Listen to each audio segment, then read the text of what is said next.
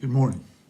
Uh, Today's Sunday school lesson takes us back to Genesis as we were looking at the life of Abraham and Sarah and Hagar, Ishmael, and Isaac. Well, kind of a different sort of story for us, but it again is going to emphasize the idea of the way God provides for us. A number of years ago, the church where I was a member participated in a Return to Bethlehem event during the Christmas season.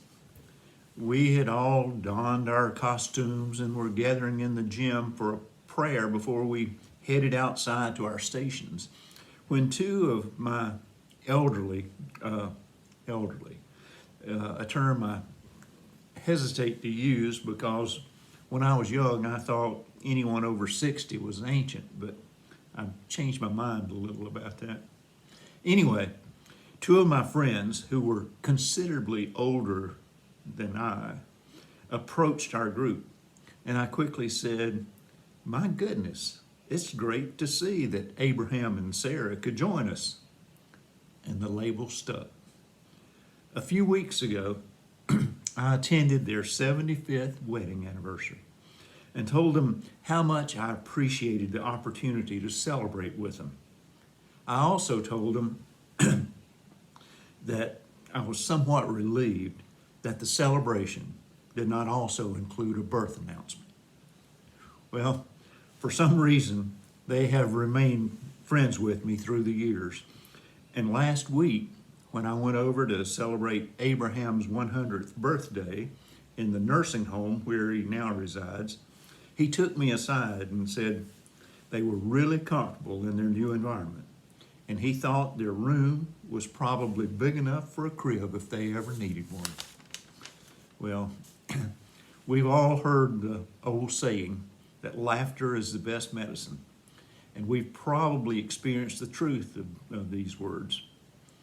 We have had spirits uplifted and taken comfort from the upbeat stories and jokes that people shared when we were ill, depressed, or worried. Being able to laugh enabled us to realize that there could be rays of sunshine breaking through the clouds that had seemed so dark. At a funeral the other day, a man recalled the many times that his mother had used her sense of humor to bridge the adversities that she or others in the family had faced. As I thought about those experiences, I began to think about other funerals I had attended, and almost on every occasion, someone would share a funny story or recall a time when a comic event had occurred in the life of their deceased relative or friend. There are occasions, though, when laughter creates pain or mocks or belittles another person. It may show a shallowness of human character to find amusement in another person's hardship or pain. I'm sure that all of you are familiar with the story of Abraham and Sarah, and that Abraham was beginning to experience doubts about his becoming the father of nations as he had been promised. Sarah was beyond the age of childbearing, and she suggested that Hagar, her maidservant, could bear a child for Abraham. But after Hagar became pregnant, the animosity between the two women became so great that Hagar fled from Sarah. In the desert near a spring, an angel from the Lord appeared to Hagar, asking her to return to Sarah.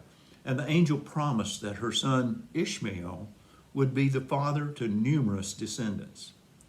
Hagar returned, and Ishmael was born when Abraham was 86 years old. Around 13 years later, the Lord appeared to Abraham, promising him that if he would honor his covenant with God, that another son would be born to him, a son whose mother would be Sarah, a son named Isaac. Chapter 18 of Genesis describes the visit of three men to Abraham. These men, or angels, were representatives of God who confirmed the promise that Sarah would bear a son within the coming year. Sarah overheard the conversation and laughed to herself as she thought, will I really have a child now that I'm worn out and my master is old? One of the men then questioned why Sarah would doubt the power of God to fulfill this promise by laughing at the idea. And Sarah said, I did not laugh. But the man knew and said, yes, you did. Then the men left. And this part of the story continues in chapter 21, which is what I'll read for today. Genesis 21, verses 1 through 21. Now the Lord was gracious to Sarah as he had said, and the Lord did for Sarah what he had promised. Sarah became pregnant and bore a son to Abraham in his old age, at the very time God had promised him. Abraham gave the name Isaac to the son Sarah bore him. When his son Isaac was 8 days old, Abraham circumcised him as God commanded, and Abraham was 100 years old when his son Isaac was born. Sarah said, God has brought me laughter, and everyone who hears about this will laugh with me. And she added, who would have said to Abraham that Sarah would nurse children? Yet I have borne him a son in his old age. The child grew and was weaned, and on the day Isaac was weaned, Abraham had a great feast. But Sarah saw that the son whom Hagar the Egyptian had borne to Abraham was mocking. And she said to Abraham, get rid of that slave woman and her son, for that slave woman's son will never share in the inheritance with my son Isaac. The matter distressed Abraham greatly, because it concerned his son. But God said, do not be so distressed about the boy and your maidservant. Listen to whatever Sarah tells you, because it's through Isaac that your offspring will be reckoned. I will make the son of the maidservant into a nation also, because he is your offspring.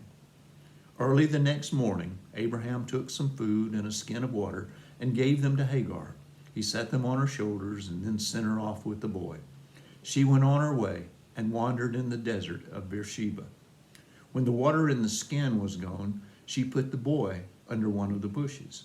Then she went off and sat down nearby, about a bow shot away, for she thought, I cannot watch the boy die. And as she sat there nearby, she began to sob. God heard the boy crying, and the angel of God called to Hagar from heaven and said to her, what is the matter, Hagar? Do not be afraid. God has heard the boy crying as he lies there. Lift the boy up and take him by the hand, for I will make him into a great nation. Then God opened her eyes, and she saw a well of water. So she went and filled the skin with water and gave the boy a drink. God was with the boy as he grew up. He lived in the desert, became an archer, and while he was living in the desert of Paran, his mother got a wife for him from Egypt. When Abraham was 100 years old, his son Isaac was born. When Isaac was 8 days old, Abraham followed another command of his covenant with God by circumcising Isaac. The name Isaac can be translated as he laughs, a name that God had directed Abraham to bestow on his son, possibly to remind him and Sarah that the power of God should not be doubted or trivialized in any way. When Abraham had been told that Sarah would become a mother to a son, a rightful heir who would become the father of kings, Abraham was concerned about Ishmael's future. But God assured him that Ishmael would also be blessed and would become the father of another nation and successive rulers. When Isaac's birth, the already soured relationship Isaac's birth, the already soured relationship between Hagar and Sarah became more pronounced. While Sarah found great delight in her son, she resented Hagar and saw Ishmael as a rival of Abraham's affection. The resentment came to a head when she saw Ishmael laughing and mocking Isaac. She immediately demanded that Isaac send Hagar and Ishmael away and to sever ties with them. In chapter 16, we're told that just after Hagar realized that she was pregnant, Sarah's jealousy and perhaps Hagar's resentment of her servitude to an ungrateful mistress led to such conflict that Abraham told Sarah, "Do whatever you wish to her. She's your servant." But after Ishmael was born and Abraham could see his own son before him, his attitude had shifted. So when Sarah wanted him to cast out Hagar and Ishmael, Abraham was terribly upset. In chapter 21, verse 12, the Lord told Abraham, "Do not be distressed." After all, Abraham now had a legitimate heir to fulfill God's initial promise that Ishmael, but the Lord had also promised that Ishmael and his descendants would be a great nation as well. Verse 14 reveals that Abraham showed care for Hagar and Ishmael as he sent them to search for a new home. He provided them enough bread and water to start their journey. One bit of conflict stands out, however, as the journey begins. If Abraham was 86 years old when Ishmael was born, and 100 when Isaac was born, and possibly 2 years older when Isaac was weaned, it would seem a bit improbable. As some biblical translations say, he put the boy in Hagar's shoulder sling as they were being sent away. Well, most theologians seem to see this bit of discrepancy as the accounts of two different writers whose perspectives did not agree on age differences between the two sons of Abraham. Where they do agree is that Hagar and Ishmael were sent away in order to fulfill the prophecy that God had shared with Abraham concerning both of the children. While Abraham had misgivings about dismissing them from his household, Hagar and Ishmael were overwhelmed with concern about their ability to merely survive, wandering through the desert with no set destination and almost no provisions left to sustain them. Verses 15 and 16 reflect the despair. Imagine a mother lost in a desert wilderness, facing death for herself and for her son. In verse 17, we're told that God heard the boy's cries. Verse 16, it said that Hagar was crying and calling out in grief. Then the perspective changes a bit, for it's God's messenger who calls out to Hagar to reassure her that she can comfort the boy because he is still destined to build a great nation. Then God opened her eyes and she saw a well. How many times in our lives are we so preoccupied with stress or worry that we don't see the opportunities around us? Well, with her eyes open to the life-sustaining water, she filled her flask and gave water to her son.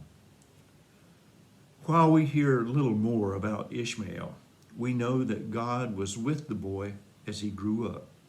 His mother found him an Egyptian wife, and much later in his life, he assisted Isaac in the burial of their father Abraham.